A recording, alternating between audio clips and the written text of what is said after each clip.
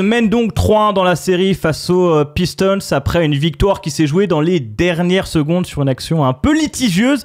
On en parle avec Erwan aujourd'hui. Erwan, déjà, j'imagine que tu es content de voir les Knicks mener 3-1 après qu'il y ait eu un partout où on commençait pas à douter, mais bon, il y avait une petite alerte, quoi, un partout.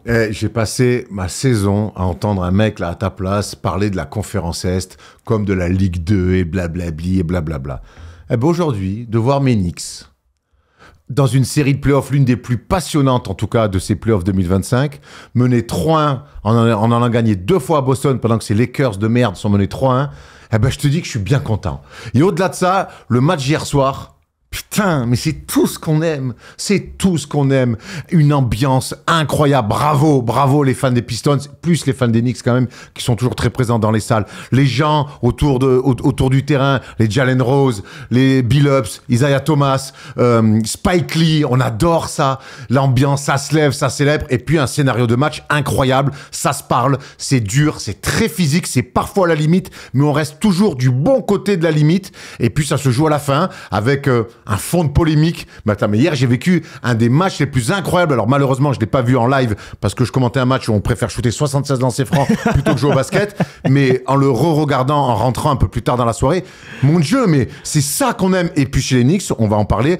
J'ai enfin retrouvé des choses que je n'avais pas retrouvées tout au long de la saison régulière, du combat, de la défense et même de la course. Ah mais pour moi, hier, c'est le meilleur match. C'est le meilleur match de la série parce que c'est le match le plus intense. Un match où les superstars se montrent, toutes les superstars quasiment. Un match qui est bascule, mine de rien, parce que ça te permet de faire le break. Et c'est un match qui joue sur une possession. Tu peux pas faire mieux que le match d'hier. Et tu l'as dit, on a beaucoup critiqué la conférence Est. Mais la culture reste, parce qu'on parle beaucoup des séries de Houston, des Warriors où ça tape, la culture reste, c'est ça, la culture des Pistons et les Knicks qu'ils ont fait hier. Et d'ailleurs, c'était un peu tout le sujet de l'interview après match de, comment il s'appelle, Towns et Brunson. Il disait, on était plus dur que les Bad Boys. Donc il jouait même là-dessus, donc j'ai adoré l'attitude des Knicks, j'ai adoré ce match et ça nous réconcilie mine de rien avec la conférence Est. Oui, complètement, parce que je chambre Thomas, mais il avait raison au vu des résultats et des records de chaque équipe. Mais hier, on a vu un vrai match à l'ancienne de la conférence Est. Et quand je dis à l'ancienne, il y a rien de péjoratif dans tout ça. C'était un vrai bon match de play-off à 1 heure en plus, facile pour nous Français. Je me suis régalé, on va maintenant se plonger dans le déroulé du match parce qu'il y a plein de choses à raconter. Mais c'est pour ça qu'on se mange 82 matchs de 30 équipes de saison régulière à se dire oh là là, pour arriver à ces moments-là. Et hier, on y était en plein dedans. Tu veux commencer par l'action de fin de match ? On peut partir directement dessus parce que, en fait, on peut partir de la fin de match qui est complètement folle. Hier, c'est peut-être l'une des meilleures fins de match qu'on ait vues dans ces playoffs, avec Jalen Brunson et Karl Anthony Towns d'un côté qui sont exceptionnels, Kent Cunningham qui répond de l'autre, et cette dernière action, faute ou pas faute, qui fait la faute d'ailleurs ? Qui lui saute dessus ? C'est Josh Hart.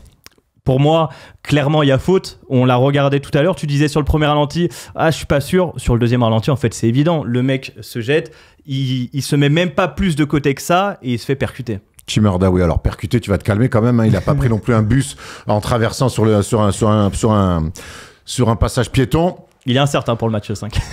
Si on prend le règlement à la lettre, comme beaucoup adorent, il y a faute. Il y a faute. Tim Hardaway fait une pump fake. Josh Hart est pris dedans. Il le touche au niveau sur le côté. Il y a faute. Maintenant, moi je vois une cohérence d'arbitrage. Enfin une cohérence. Je vois l'arbitrage de toute la rencontre. On laisse beaucoup jouer et que quelque part ce no-call de fin de match, il est aussi en adéquation avec tout ce que les arbitres ont laissé jouer pendant ce match-là. Oui, mais moi, alors avec cette théorie, je suis pas d'accord. Pour moi, des fins de match ne s'arbitrent pas comme des matchs. Pour moi, les fins de match, tu ne dois pas avoir la même attention sur les fautes. Tu dois être plus intentionné sur les coups de sifflet. Pour moi, c'est toujours l'inverse. Mais parce que chaque coup de sifflet est un tournant. Cite-moi un match tendu de play-off où on va donner un coup de sifflet pour envoyer un mec sur la ligne. En play-off, je sais pas. Moi, j'ai en mémoire ce 3 points là en fin de saison régulière. Il y a un 3 points avec la faute là. Qui c'est qui le met ? Aïe, j'ai un trou de mémoire. 3 points avec la faute et il gagne le match. Je crois que c'est Ali Burton avec les Pacers. Très bien. Dans le corner contre les Bucks. Je crois que c'est ça. Faute de Giannis. Ouais, faute de Giannis, 3 points avec la faute. Pour moi, hier, il y a 3 lancés. Et me dire que tout le match, ils ont laissé jouer, pour moi, c'est pas entendable parce que tu dois, sur une fin de match, faire plus attention. Alors, encore une fois, mon premier statement là-dessus, c'est il y a faute. Les règlements du basket, il y a faute. Maintenant, il y a une histoire. Chaque match est une histoire. Donc, il y a faute, les arbitres n'ont pas sifflé faute. Pourquoi ? Est-ce qu'ils sont dans leur cohérence ? Est-ce que, alors je comprends que en tant que fan des Knicks, ben ouais, ça m'arrange qu'il n'y ait pas faute. Et en tant que fan des Pistons, Wax hier, il avait bien la haine, tu vois, quand il m'écrit, il me fait ah ouais, putain les arbitres, ils nous volent. On se fait, je peux le comprendre. Souvent, ce qu'on cherche chez des arbitres, c'est de la cohérence. Et après, il y a un autre truc, mais là qui n'engage que moi, et je vois déjà encore, mais c'est pas grave, on est là pour ça. Moi, les mecs qui font des pump fakes et qui shootent et en l'air, tu fais ça. C'est tout. Ben, un mec qui fait des pumps comme ça pour shooter en l'air, t'as toujours possibilité d'élargir une surface de contact. Après, encore une fois, pour moi, j'en reviens, il y a faute. Josh Hart quitte ses appuis, saute et il le touche à ce niveau-là. Après, je pourrais dire que est-ce que ça gêne Tim Hardaway sur le tir ? Je suis pas sûr. Mais c'est pas ça. C'est pas comme ça que marche le règlement. Ça le gêne parce qu'il le voit. Il rentre, il rentre dans son cylindre un petit peu, il le touche, c'est faute. Maintenant, je me dis pourquoi les arbitres n'ont pas sifflé ? Parce que peut-être qu'ils sont dans une cohérence d'arbitrage sur toute la rencontre où ils ont laissé jouer comme on laisse beaucoup jouer depuis ces playoffs 2025. On a mis un sondage quand même sur YouTube et sur Twitch. Est-ce qu'il fallait pour vous siffler cette faute ? Vous cliquez sur oui ou vous cliquez sur non pour nous donner un peu plus d'infos. Alors, c'est important de dire que les arbitres, après le match, ont reconnu qu'il y avait faute. Ouais, comme souvent, malheureusement. Mais du coup, mais après coup, une fois que tu as pris ta douche, que tu es en conférence de presse et tout, que tu dis ça, j'en veux bien. Mais tu es aussi dans une cohérence de match. Tu es dans une cohérence de match. Donc, il y a une erreur arbitrale. Pourquoi ils ne sont pas allés voir la vidéo ? Je sais pas.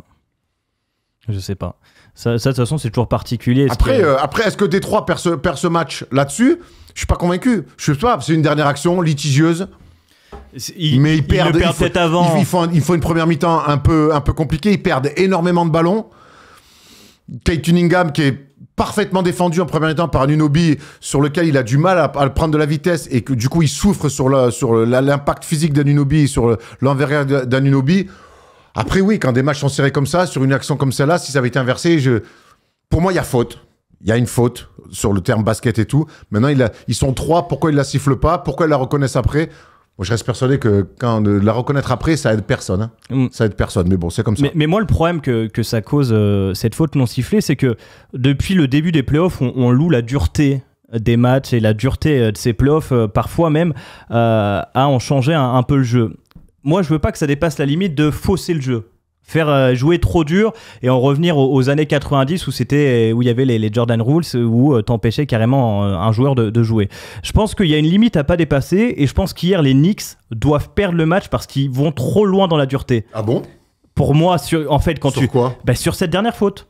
Tu vas trop loin. Il n'y a pas de dureté, là, il est pris dans une feinte, il n'y a pas de dureté, il lui a pas mis un plaquage cathédral, Tom. Non, mais il a le temps d'arriver, je veux dire, il a le temps de l'éviter. Non, là, t'es trop dur. Pour moi, hier, la faute de Hart, c'est pas du tout une faute dirty, c'est une faute de maladresse, de mec maladroit. Mais il peut l'éviter. Pour moi, il peut l'éviter, cette faute. Là, ça va très vite, gros. Là, ils viennent de faire un match de 48 minutes, ils se sont mis le cul par terre, et les autres aussi. Là, pour moi, il est pris dans une feinte, il sort d'un écran, il est pris dans une feinte, il essaie de l'éviter, il le touche quand même. Après, il y a des arbitres qui sont censés aussi faire respecter la règle. Là, s'il y a faute, ils doivent siffler et on l'envoie sur la ligne. Non, ça n'a pas été fait. Ça fera certainement partie de la légende. Ça mettra certainement de la haine et un peu d'huile à la construction, de ciment plutôt, à la construction de cette jeune équipe des Knicks. De l'huile. Ouais, à cette jeune équipe des Pistons, dont je suis persuadé qu'on va retrouver plusieurs années en play-off avec ce roster-là et qui vont même modifier un petit peu et rendre meilleur cet été. Ils sont pas encore éliminés cependant, mais ça arrive, c'est pas la première fois qu'on voit qu'on voit un no-call comme ça, une erreur d'arbitrage. Non, pour moi, hier, il n'y a rien de... Justement, c'est pas la faute la plus atroce que j'ai vue de ma vie. Mais moi, hier, dans le match, je vois que ça joue très dur. Je vais pas à un moment donné, je me suis pas dit, waouh, ça dépasse les bornes. Je me suis pas dit ça. Non, moi non plus. Je te dis que ça joue très dur et que pour moi, sur ce dernier contact, ça doit te coûter le match. C'est tout. Après, je te rejoins sur le truc, il a pas voulu lui faire mal. Mais moi, je pense qu'il y a quand même un monde où tu l'évites. Bref, c'est pas très grave. À 91% et 90% sur YouTube, vous pensiez qu'il y avait faute. Donc évidemment que vous êtes plutôt d'accord sur la faute. Il y a faute. Toute et on est personne qui a joué au basket, t'es en l'air. Parce que, alors après, il y a un truc à dire. Jouer dur, quand on parle de jouer dur au basket, c'est important. Et après, on ira sur autre chose. parce que peut-être que certains n'ont pas tout joué en club ou autre. Jouer dur, c'est être dans les contacts, au sol, passer dans les écrans, appuyer les écrans, c'est toucher les gens. Par contre, quand un mec tire, est en l'air, match dur, pas dur, on peut pas le toucher. On n'a pas le droit de le toucher. Voilà, ça c'est la règle de base. Parce que après, c'est comme tu dis, là on dépasse les limites. Ça veut dire que les mecs, tu shoots, tu passes sous leurs pieds, tu leur rentres dedans. Moi là, c'est plus du basket, c'est du rugby. On les embrasse. Et pas sur la bouche, même si je sais que certains aiment ça. Mais donc, il y a jouer dur, c'est dans tout ce qui se passe au sol. Ou alors la lutte au rebond. Mais par contre, si quand un mec a attrapé la balle, quitte le sol, il y a ce cylindre imaginaire, tu peux pas rentrer dans ce cylindre. Sinon, tu mets plus un panier. C'est-à-dire, chaque fois que tu touches le bras, la hanche, le corps d'un mec qui tire, tu peux plus jouer. Ouais. Donc, jouer dur, ça veut pas dire mettre des fautes ridicules. Oui. Voilà, passons, enchaînons. Ça reste une erreur d'arbitrage et Jérémy me dit d'ailleurs en régie que tu ne peux pas faire une review d'une faute non sifflée. Tu peux revenir sur une faute qui a été sifflée, mais vu qu'il n'y a pas eu acte, il n'y a pas eu décision... mais hier avec Anthony Edwards, du coup, quand ils reviennent sur la faute de LeBron... Ouais, mais sur la perte de balle, là, ouais. Il siffle une perte de balle. Et après, il y a un challenge, et sur le challenge, ils resifflent les fautes qui n'ont pas été sifflées. C'est le challenge qui leur permet de... Elle est dure, hein. Ah oui. Elle est très dure. Très dure à suivre. Mais ce qui est important... Parce que regarde, se manger autant de vidéos dans un match pour finalement ne pas en avoir une, que ce soit les arbitres, que ce soit le coach de... D'ailleurs, Biggerstaff. Ouais. Il reste 6 minutes 50 à jouer, il a plus de challenge. Ah, c'est une faute, hein. Il a plus de challenge. Ouais. Ça c'est de la merde. Parce que tous ces joueurs-là, dès qu'ils sont frustrés d'avoir raté un tir, mais ça, c'est de la merde. Et sur la dernière action, tu te fais baiser parce qu'il y a faute, et ça, c'est clair. Eh ben, t'as plus de challenge. Parce qu'à un moment donné, on t'a tiré un peu le maillot et que tu veux faire ça. Ça, c'est une très mauvaise gestion de la part du banc des Pistons. On revient donc sur cette fin de match, puisque évidemment il y a cette faute non sifflée, mais tu le disais, les Pistons perdent pas le match là-dessus. Les Pistons ont l'occasion de passer devant plusieurs fois. Kate Cunningham reste court sur un shoot tête de raquette qui doit mettre, et là c'est de l'apprentissage, mais il est tête de raquette ouvert et il a l'occasion de donner l'avantage.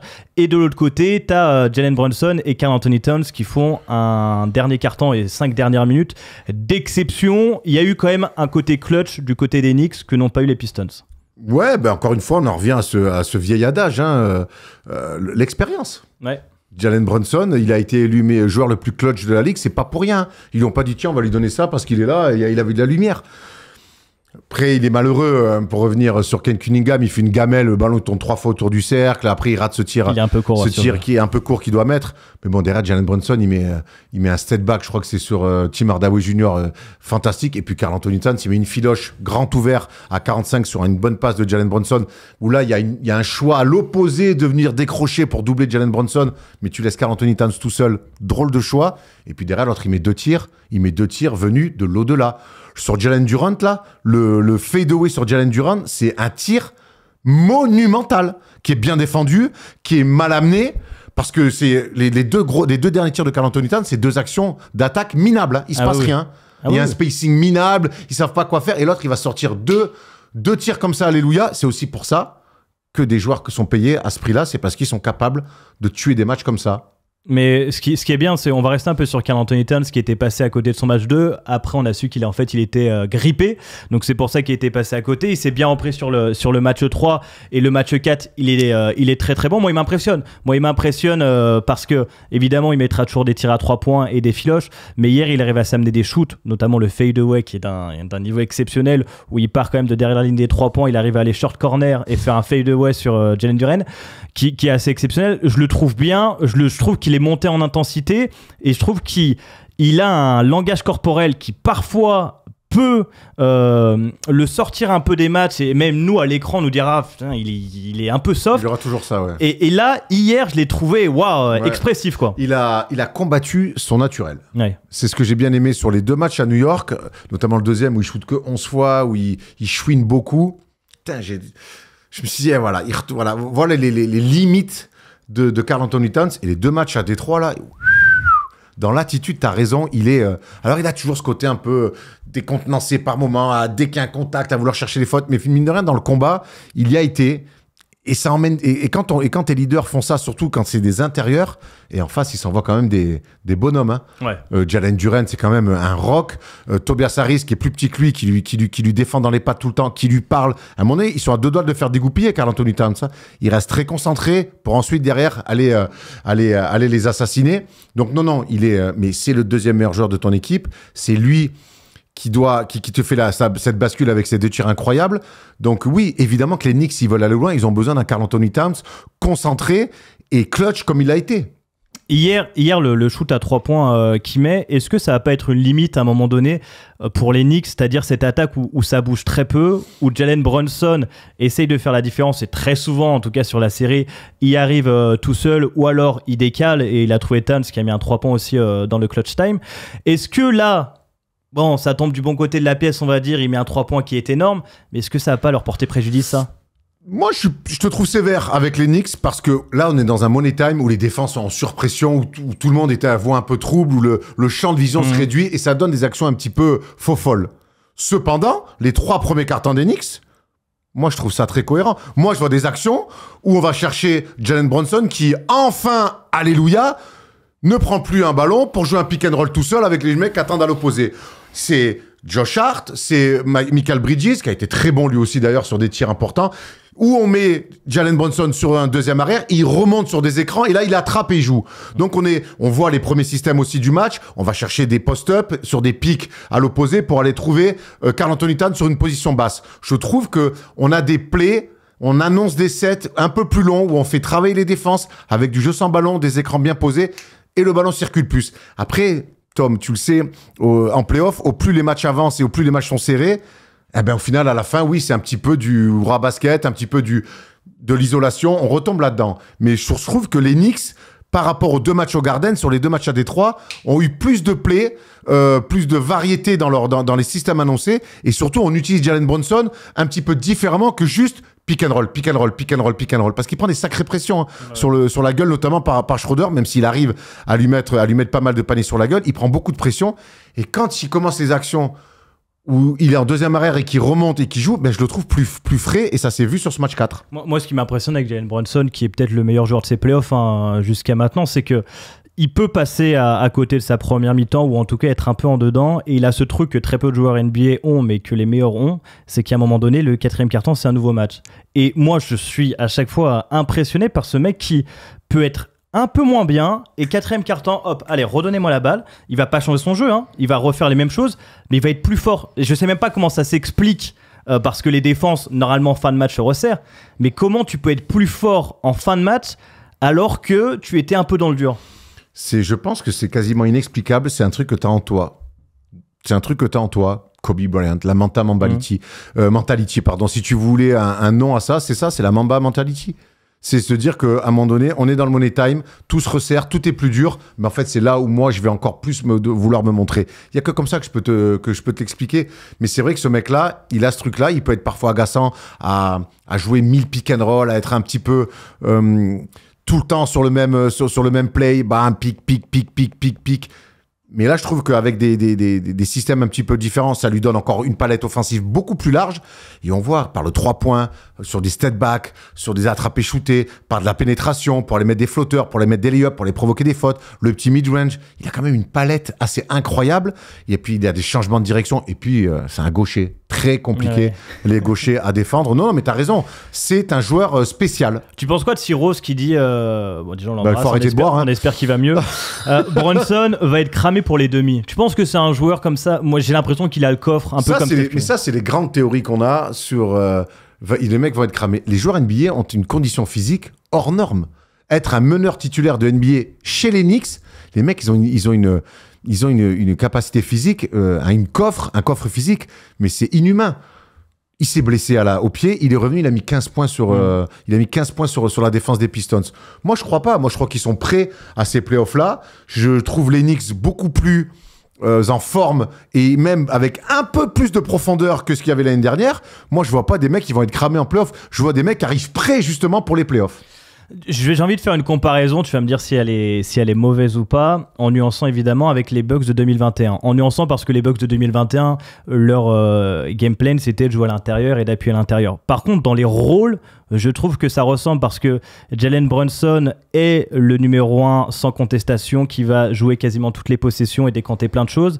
Karl Anthony Towns est le lieutenant plus qui a pu être Chris Middleton, c'est-à-dire que t'es plus qu'un numéro 2 parce que tu peux faire tourner des matchs tu peux faire tourner des matchs en fin de rencontre ou même faire gagner. Que Josh Hart, dont on n'a pas encore évoqué le nom ce soir quasiment, alors qu'il fait un match énorme, il fait tout le travail que pouvait faire Jrue Holiday et boucher un peu tous les trous, et qu'il y a des lieutenants autour qui jouent dur.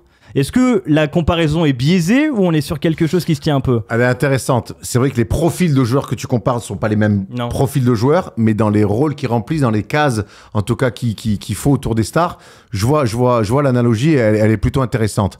Après, des mecs comme Mikal Bridges, c'est pas que des joueurs de rôle. Hein. Il va mettre 2 triples à un moment donné à 3 points. C'est aussi la force des Knicks cette année par rapport à la saison dernière. On se souvient qu'Anunoby, il finit sur une jambe, il commence le match 7 contre les Indiana, il fait un aller-retour, il boite, on se dit mais qu'est-ce qu'ils font?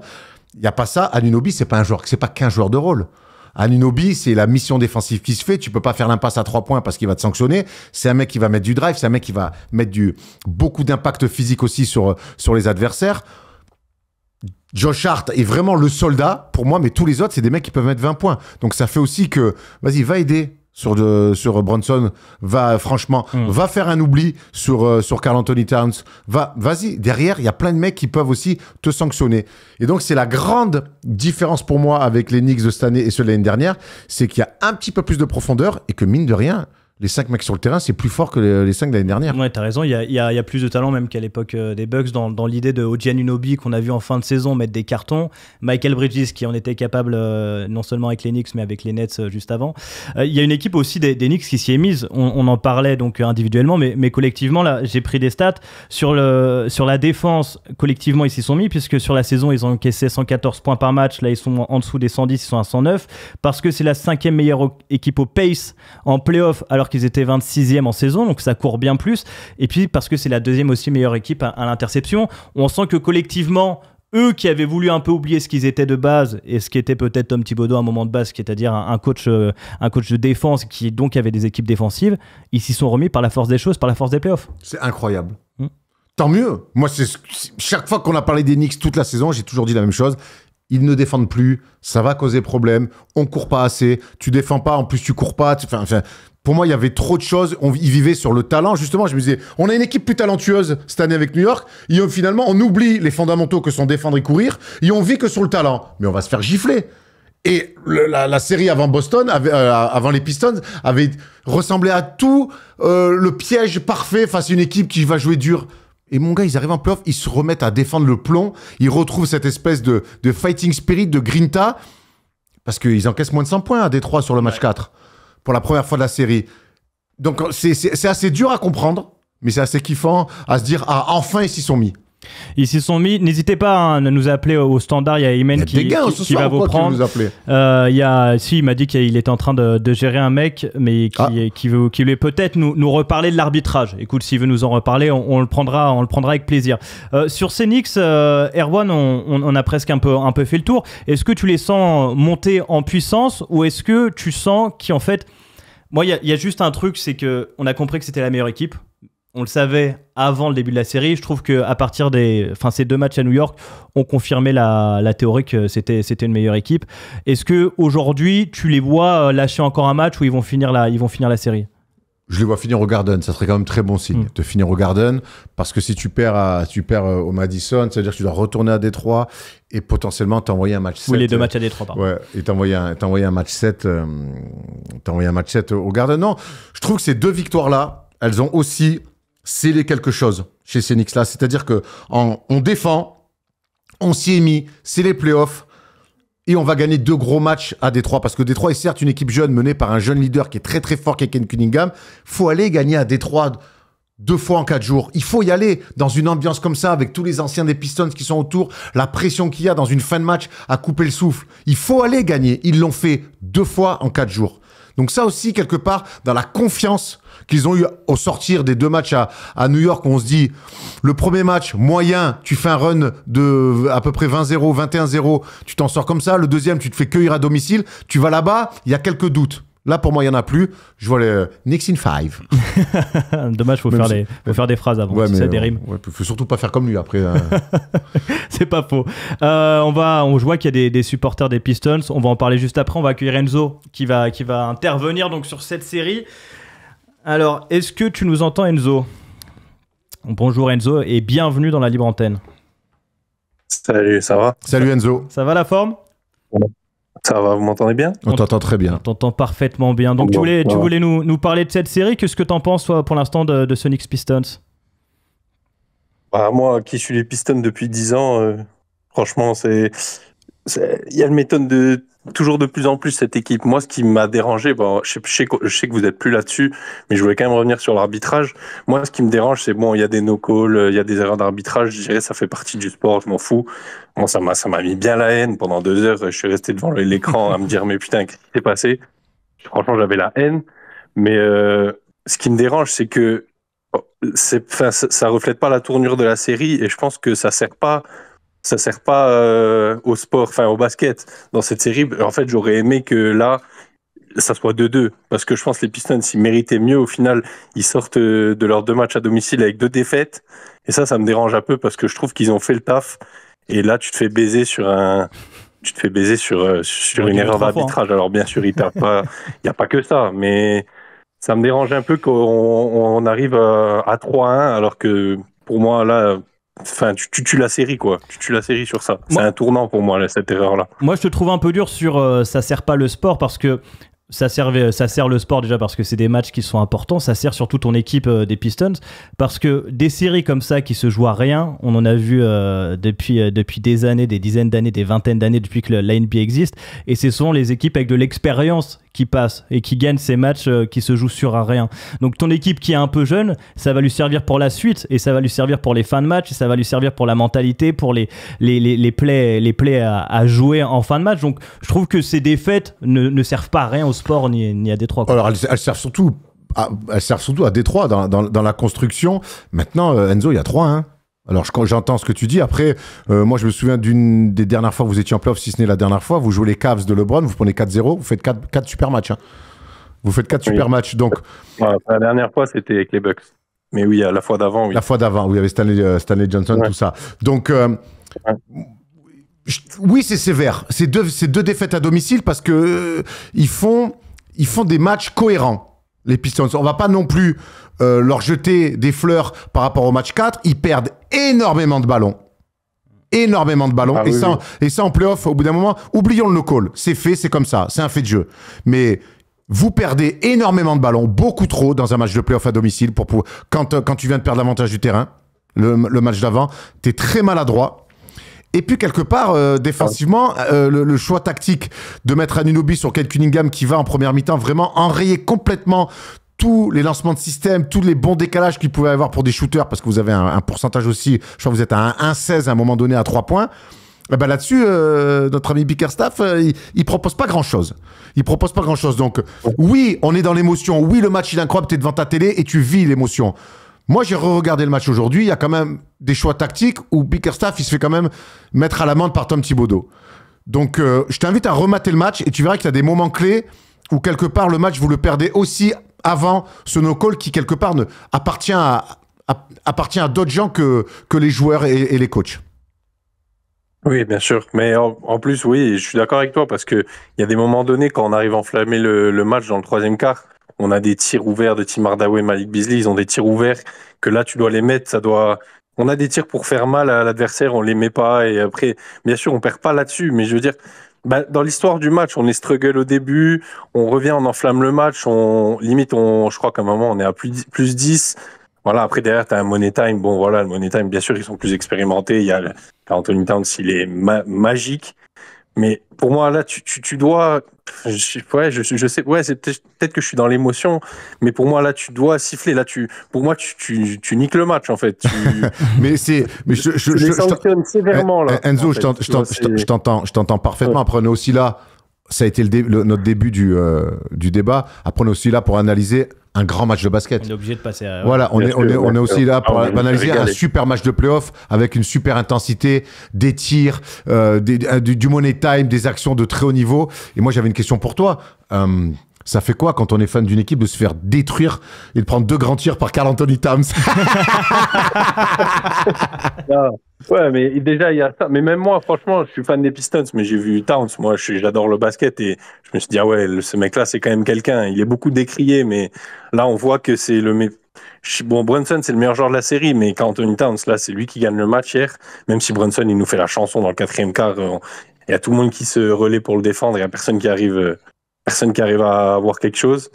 Mais ouais, en fait, je suis dégoûté. Ouais, non, mais de toute façon, je suis dans l'émotion, c'est sûr et certain. Mais on est là pour mais ça. Pour moi, c'est pas nous, chez First Team, qu'on va te reprocher d'être dans l'émotion. Ouais. Et là, tu dois rentrer à 2-2. Là, tu dois donner une chance aux Pistons d'avoir un match 5 épique. Parce que là, du coup, tu vas à 3-1, tu vas à New York. Enfin, elle est finie pour toi, la série? C'est fini, là.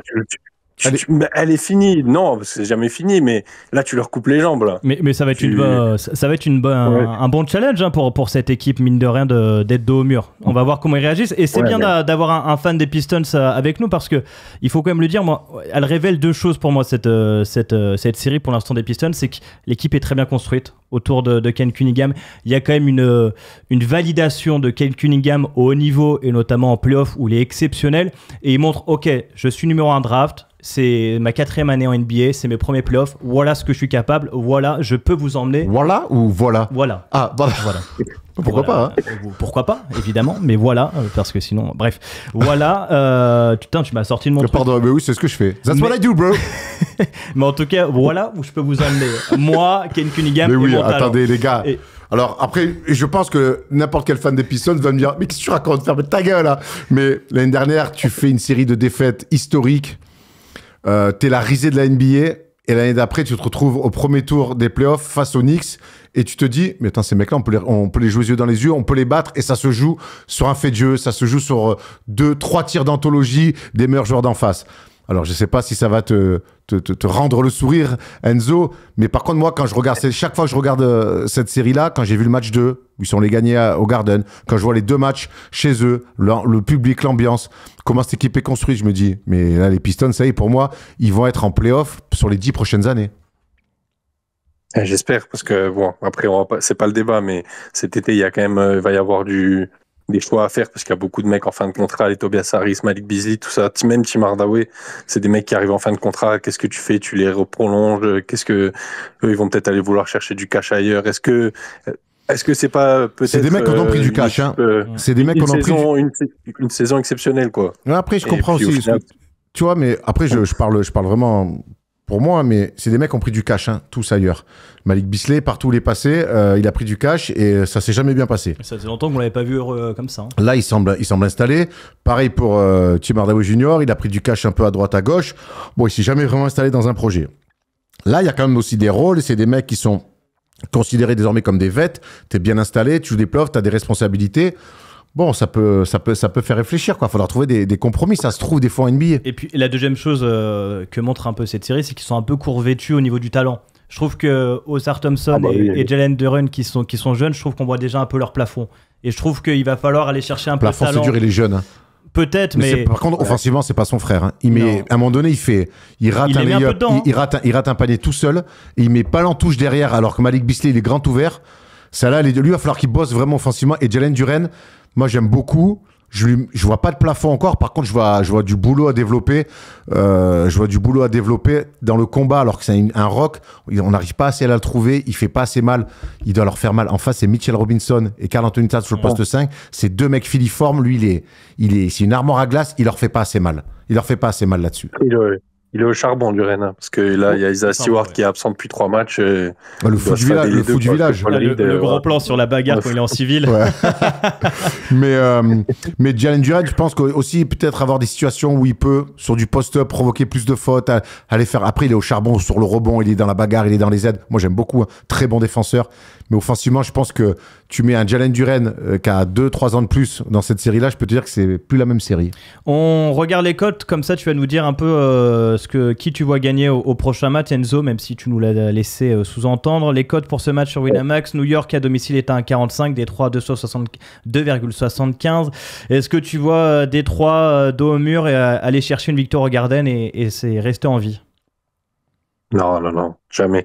Tu perds les deux à domicile, le dernier. T'es pas tout seul chez toi, rassure-moi. Je pense là, je mettrais les Knicks avec un écart, je pense. Les Knicks avec un écart? Ok. Ouais. Toi aussi, Erwan, tu les Ouais, vois moi je vois les Knicks finir au Garden, ils ont perdu le dernier, ils ont quand même bien rectifié les choses, tactiquement aussi, je l'ai dit, avec Tom Thibodeau quand même, qui a ciblé un petit peu des choses, notamment autour de Cade Cunningham, donc oui, je vois les Knicks finir en 5. On me dit qu'il faut dire Cade et pas Kane. J'ai pas dit Kane, hein. Il me semble pas avoir dit Kane Cunningham, mais bon, si je le. Mais après, alors c'est venant de moi, c'est un peu l'hôpital qui se fout de la charité, mais par moments, sur des prononciations anglaises, t'as des drôles de prononciations. Ouais, je mange un peu les mots. Voilà. Ouais, je devrais prononcer très français. Non plus. Cade Cunningham, gros. Cade Cunningham, mon frère. Il joue les pick and roll. Il joue les pick and roll derrière, là. Si tu te mettrais pas sur le step out, il met à 3 points d'entrée. S'il dit step out, c'est déjà une victoire. Hein. Merci Enzo. Merci Enzo. Courage à toi, frérot. C'est rien, c'est que du basket. Hein. Oui. T'es célibataire, Enzo? Merci.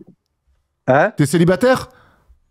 Non. Mais j'étais déjà passé, j'étais venu, je suis celui qui habite en Corse, mais qui vient de l'Est. Ah! Je sais pas si tu te rappelles. Ouais, après, mec, il y a beaucoup de mecs qui passent, hein, mais écoute, ça va alors. Tu fais un petit repas avec ta douce, tu vas sortir boire un coup, et puis on est bon derrière. Tu vas l'oublier sur nos calls. Tu vas l'oublier. Ah, Tom, il va en vacances. J'ai besoin d'un peu des endroits pour me Mais il y a Yacht, lui. Toi, tu vas dans le nord, vers Saint-Florent. Ouais, je vais dans l'ouest, ouais. Tu vas vers Saint-Florent. Et je rentre jusqu'à Calvi après. Et voilà. Lui, il est plutôt à Yacht. À Yacht, ça. J'atterris à Ajaccio, n'hésite pas, je passerai te voir ou regarde-moi un coup. Ok, on s'envoie un message. Oh, le truc de batte. Oh, tu m'envoies un DM? Promis, je te relance. Non, mais avec plaisir, Enzo. Avec plaisir. Salut, Enzo. Merci, ciao, merci. Qu'est-ce qu'on est con, putain. Bon, on a fait le tour, en tout cas, sur cette série. Donc, 3-1 pour les Knicks. Et go Knicks, ça, putain. Hier, l'OM qui gagne 4-1, les Knicks qui gagnent. Qu'est-ce qu'il y a? Tu profites, tu sais très bien comment ça va se passer. Ça m'a fait oublier les 76 lancers francs. J'en parle beaucoup parce que j'ai besoin que ça sorte, hein, je te le dis direct. Rappelle, c'est le match du Portel, parce qu'il y a des gens qui n'ont pas le contexte. Hein. Portel-Cholet, 76 lancers francs. Bon, on verra le match 5, ce sera donc dans la nuit de mardi à mercredi. Voilà, on verra, mais en tout cas, pour l'instant, ce qui en ressort, parce que la caméra est là quand même, c'est que les Knicks sont rassurés, notamment Erwan. Ouais, ils m'ont fait kiffer. Et puis cet ADN, cette défense, cette grinta, puis des gros jeux avec Spike Lee sur le... Moi, il m'en faut pas plus. Hein. Ouais. Un gros match de playoff des Knicks, tu gagnes, il y a Spike Lee sur la touche, moi c'est bon. Hein. Ah, mais c'est mon gars de fou. Tu sais que je l'ai vu 2 fois de loin. Mon rêve, c'est de faire une photo avec lui. Bon. J'ai failli le faire cet été et ça s'est pas fait au dernier moment. Tu sais que j'ai coché plein de cases dans ma vie et je suis un homme plutôt chanceux. Mais la photo avec Spike Lee... Et un jour, il sera sur le fauteuil du First Day Show, ça se trouve. Oh, ça serait génial. Ça serait putain. En plus, j'ai pas posté sur Instagram depuis février, donc... Voilà, en tout cas. Merci de nous avoir suivis. On va pouvoir parler des Lakers maintenant.